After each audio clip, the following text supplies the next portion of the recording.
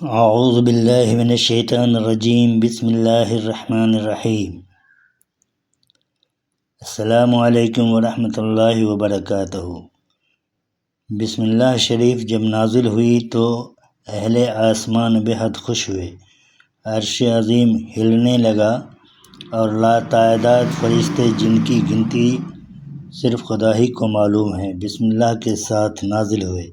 ملائکہ کا ایمان بڑھا، افلاک نے حرکت کی اور اس عظمت کے آگے سلاطین ذلیل و خوار ہوئے۔ بسم اللہ شریف آدم علیہ السلام کی پیشانی پر لکھی ہوئی تھی، موسیٰ علیہ السلام کے عصا پر بسم اللہ شریف سریانی زبان میں لکھی ہوئی تھی، حضرت عیسیٰ علیہ السلام کی زبان پر بھی بسم اللہ شریف لکھی ہوئی تھی، سلیمان علیہ السلام کی انگوٹھی پر بسم اللہ شریف لکھی ہوئی تھی۔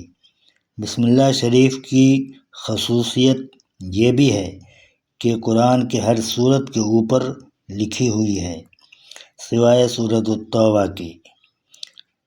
بڑے بڑے عاملین جو گزرے ہیں ان کا یہ طریقہ رہا ہے کہ عملیات کے لائن میں سب سے پہلے حروف تہجی کی زکوٰۃ ادا کی جائے، اس کے بعد بسم اللہ شریف کا عمل کرتے تھے یا کرتے ہیں تاکہ زبان میں قلم میں تاثیر پیدا ہو جائے، اس کے بعد ہی قرآنی عمل کرنا چاہیے۔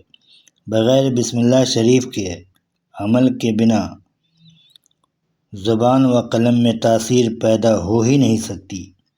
عمل نہ کریں تو بھی ہر نماز کے بعد کم از کم 19 مرتبہ ورد زبان رکھنی چاہیے۔